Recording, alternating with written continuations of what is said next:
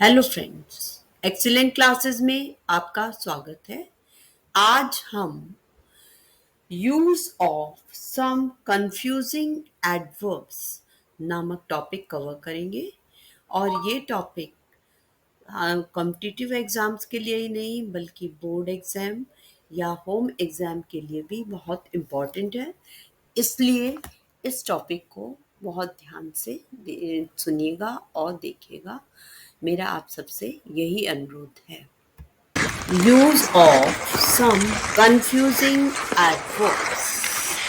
इसमें हम गुड और वेल में क्या अंतर है और इसका कहाँ कैसे उपयोग करना चाहिए ये हम सीखेंगे। तो सबसे पहले तो हमें ये जानना आवश्यक है कि गुड जो है वो क्वालिटी को डिस्क्राइब करता है। इट इंडिकेट्स पॉजिटिव कैरेक्टरिस्टिक, यानी कि मतलब गुड जो है वो एंटोनिम है बैड। तो बैड यानी कि नेगेटिव कैरेक्टरिस्टिक, कोई भी चीज़ अगर खराब है उसके लिए हम बैड का यूज़ करेंगे, और गुड जो कोई भी चीज़ अच्छी है उसके लिए हम इसका यूज़ करेंगे गुड। तो गुड जैसे he is a good player. अब हम सचिन तेंदुलकर है या कोई भी है जो बहुत अच्छा खेलता है उसके लिए हम ये कह सकते हैं इज़ अ गुड प्लेयर। अब लेकिन बात आती है कि वो कैसे खेलता है। तो अगर हम कहेंगे ही इज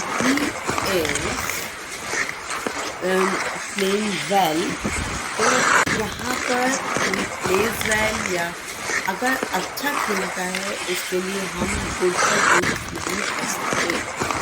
उसके लिए हमको किसका यूज़ करना होगा? वेल का।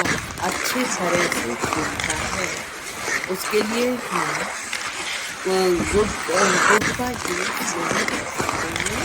इसके लिए हमको किसका यूज़ करना होगा? वेल का। ये हमको अच्छे से ध्यान रखना है क्योंकि well is use to describe the manner को मतलब किस तरह से, और way in which an action is perform. तो इट इंडिकेट्स प्रोफिशिएंसी और skill in doing. Skill in doing यानी कि जो भी हम काम कर रहे हैं उसमें हम कुशल हैं या योग काबिल हैं कि नहीं, इससे हमें पता चलता है कि हम किस तरह से काम कर रहे हैं, काम करने के तरीके से। तो वेल का मतलब है अच्छे ढंग से, यानी कि अच्छे से कोई काम अगर हम कर रहे हैं तो उसका मतलब होगा वेल।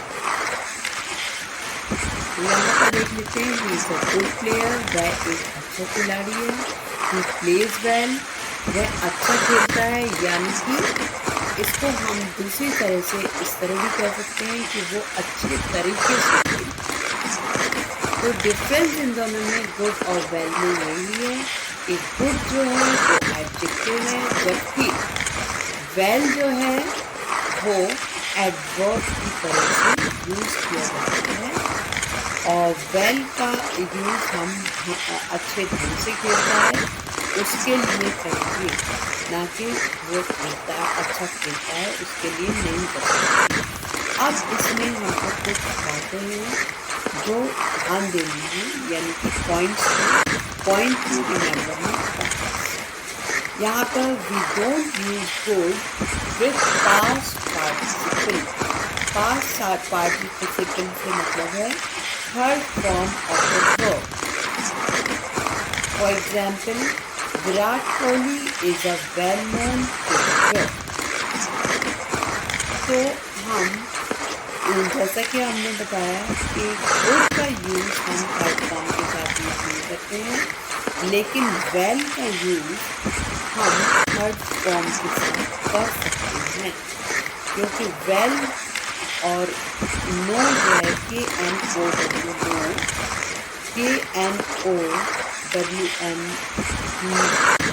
नो जो है वो आपका थर्ड फॉर्म है वर्ब का, तो हमने यहाँ पर वेल के साथ थर्ड फॉर्म का यूज़ किया है। लेकिन अगर हम देखेंगे कि गुड नोन, गुड नोन जैसे Virat Kohli is a good known cricketer, तो ये गलत होगा, उसकी जगह हमको वेल नोन ही लिखना होगा। As the word known is the third form of the verb, जैसा कि हमको मालूम है K N O W known first form है, K N E W known second form है, K N O W N known third form है। तो इसको करने के लिए हमको थर्ड फॉर्म अच्छे से याद होनी चाहिए वर्ब की, तभी हम इसको अच्छे से समझ सकते हैं और कर सकते हैं। नाउ लेट एंड लेटली, देखिए दो वर्ड्स हैं, इनमें क्या डिफरेंस है ये हम सीखेंगे। The word late can be used as an adjective. Adjective की तरह से भी हम इसको यूज कर सकते हैं, as well as an adverb, और adverb की तरह से भी यूज कर सकते हैं। सबसे पहले तो हमको ये जानना होगा what do we mean by the word late? Late शब्द से क्या तात्पर्य है? लेट का मतलब है देर से। His flight was late due to dense fog. ये जो सेंटेंस है ये हमने किसकी तरह लिया है? एडजेक्टिव की तरह। घने कोहरे के कारण उनकी उड़ान में देरी हुई।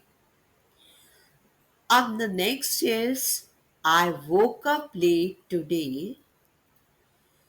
लेट यहाँ पर एडवर्ब के रूप में यूज हुआ है। मैं आज देर से उठा, तो यहाँ पर लेट मतलब हो गया, इसका अर्थ लेट का मतलब है देर से। अब लेकिन बात आती है लेटली, क्योंकि एडवर्ब में लेट और लेटली दोनों ही एडवर्ब हैं, और लेट में LATE स्पेलिंग है, उसमें जब हम LY ऐड कर देते हैं तो ये कौन सा शब्द हो जाता है? लेटली। लेकिन इसका अर्थ बिल्कुल अलग हो जाता है। जब हम इसमें LY ऐड कर देंगे तो इसका अर्थ हो जाएगा रिसेंटली, यानी कि हाल ही में। लेटली का मतलब है recently. It is also an adverb. We can use it before or after the main verb. Main verb से पहले भी हम इसको लगा सकते हैं और मेन वर्ब के बाद में भी हम इसको लगा सकते हैं। तो यहाँ पर लेटली जो है उसका यूज हम पहले मेन वर्ब से पहले हमने किया है पहले वाले सेंटेंस में। Lately he has joined English speaking class. Now in the next sentence, या फिर हम इस तरह से कह सकते हैं, क्योंकि नेक्स्ट सेंटेंस भी वही है सेम, लेकिन उसमें हमने लेटली बाद में लगाया है। He has joined English speaking class lately. Hope आपको अच्छे से समझ आ गया होगा। अगर आपको कोई कंफ्यूजन है तो आप मेरे से कमेंट सेक्शन में पूछ सकते हैं।